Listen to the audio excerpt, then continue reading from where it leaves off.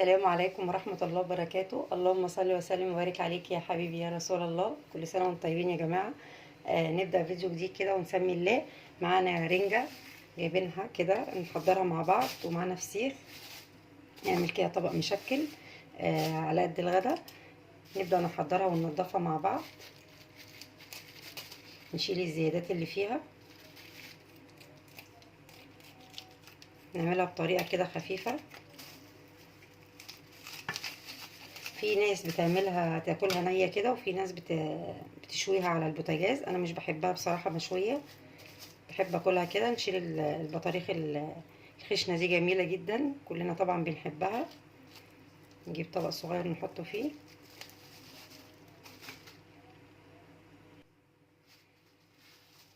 ليها كذا طريقة بتتعمل بيها سلطة مشوية. ممكن نحطها في الفرن برضو على صينية كده في فرن من غير بوتاجاز ونزفر الدنيا. كل اللي احنا هنبهدله بس صينية كده نحطها في الفرن على طول. البطروخ ده جميل جدا.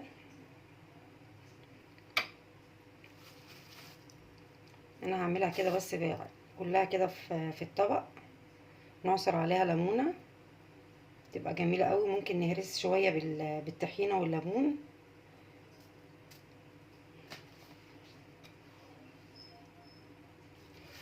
كده شلت البطاريق بتاعتها الخشنه، حطيتها في طبق. اشيل بس السفه بتاعها كده. انا بشتغل كده من غير جوانتي ومن غير حاجه، لان احنا هناكل احنا في البيت هنا، مش بعمل اكل لحد ولا حاجه. طالما الحاجه لبيتي بعملها بايدي عادي. فرشت بس كده المفرش البلاستيك دوت، هنضف عليه واشيله كله كده وارميه مره واحده عشان ما بهدلش الدنيا. كده ما شاء الله جميله جدا. اي زيادات فيها ننضفها ونشيلها.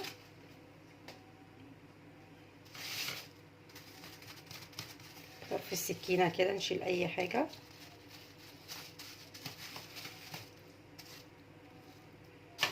كل سنه وانتم طيبين، واخواتنا المسيحيين كل سنه وانتم طيبين. شم النسيم مش شرط هناكل فيه الفسيخ والرنجة. يوم كده بنبقى نتلمي فيه بناكل فيه الفسيخ والرنجة عادي، بس احنا عشان في امتحانات معرفناش ننزل بس ولا نخرج.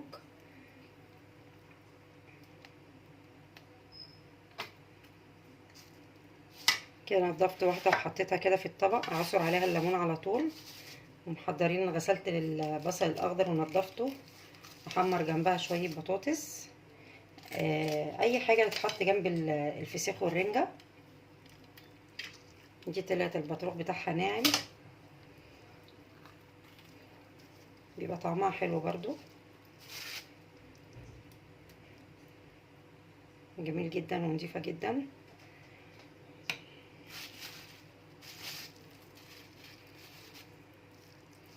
السلسلة بس اللي بتتشال كده من النص، وننضف الطرق بتاعتها. دي هعملها ههرسها كده بشوكة مع شوية طحينة وليمون، تبقى حلوة اوي. بس انضف فيها منها السفة بس اهم حاجة، تبقى جميلة جدا لما هرسها كده بليمونة وشوية طحينة.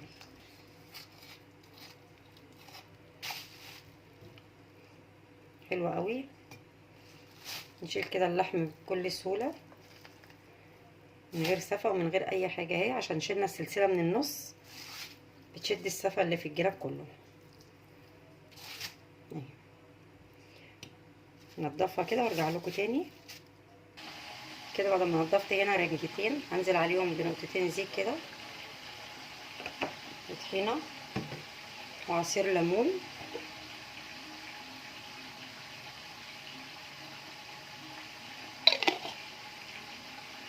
كده حطينا زيت وطحينه، هنزل عليها وعصير كام ليمونه كده، والباقي دوت هرشه برده هنا على الرنجايه اللي انا عاملاها دي. هسيبها كده بالليمون بس، مش هحط عليها طحينه. يبقى في من ده وفي من ده، اللي حابب ياكل بالطحينه براحته.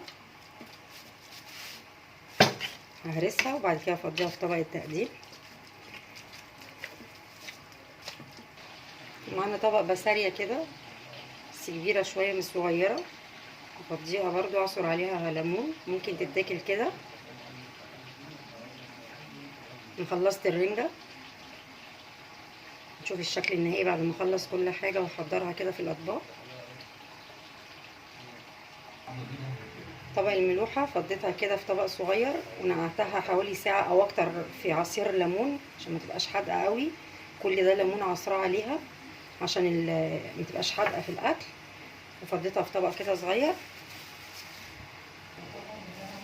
ننضف الفسيخه دي المجرمه دي، نضيفها دلوقتي ان شاء الله نفتحها مع بعض. برضو لازم قبل الاكل تتنقع شويه في عصير ليمون كتير جدا وعليها رشه زيت عشان الحدوقيه اللي فيها تمشي. انا ما بنضفها ما بقدمهاش على طول على الاكل، بسيبها شويه منقوعه في الليمون والزيت، لان لو اتاكلت على طول كده بتبقى حادقه جدا جدا الولاد ما بيعرفوش ياكلوها. انا اصلا ملون مش هتقول عليها قوي، كل اللي بياكلوه الرنجه بيحبوا الرنجه جدا. انا بحب اعملها لهم في كذا طريقه تبقى حلوه قوي. نفتحها كده مع بعض بسم الله.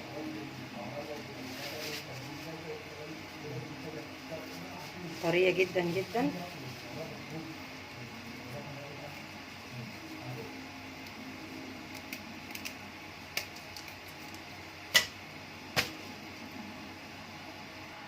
كده بعد ما نضفتها كويس جدا وشلت السفه منها والسلسله بتاعتها وشطفتها كده شطفه، نزلت كل الزيادات اللي عليها. هنزل عليها بعصير ليمون، نعصر الليمون كله جنبي هنا باخده ايه اللي انا محتاجاه كده كويس جدا. ممكن نزود كمان، هسيبها بقى ايه قبل الاكل كده بساعه ولا حاجه منقوعه في عصير الليمون تبقى ايه سحبت الحضوريه اللي فيها كلها لحد ما اشوف. دي البطاريخ اللي بقت معايا اللي طلعتها من الرنجه، هعملها بطريقه حلوه قوي وخفيفه. موس الرنجه او سلطه الرنجه، نحطها كده في الكبه او في الخلاط اي حاجه. هما واحدتين كده طلعوا معايا، هحط عليهم بصلايه خضراء، بصلايه واحده بس على الكميه دي، وشويه كمون وعصير ليمون،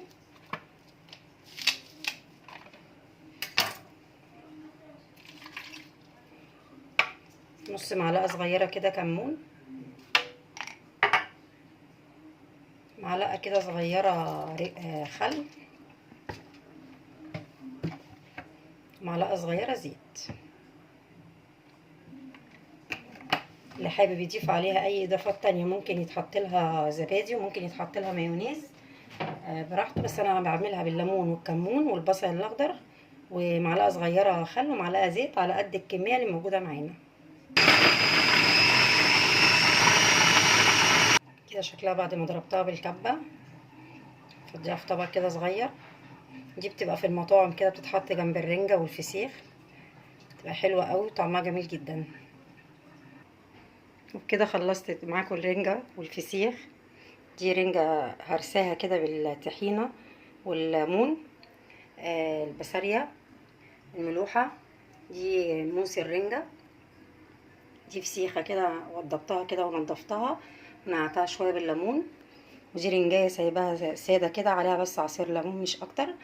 حمرت شوية بطاطس، بصل اخضر قطعت جنبه خيار. في اللي ما بياكلش خيار طبعا جنب الرنجة والحاجة دي بيقولوا عليها بتزفر، اللي حابب ياكل حاجة براحته. متنسوش دعواتنا كده ان شاء الله لطلاب الثانوي والاعدادي، كل سنه وانتم طيبين. ونتقابل فيديو جديد ان شاء الله. منظر جميل جدا جدا، متنسوش اللايك والاشتراك، والسلام عليكم ورحمه الله وبركاته.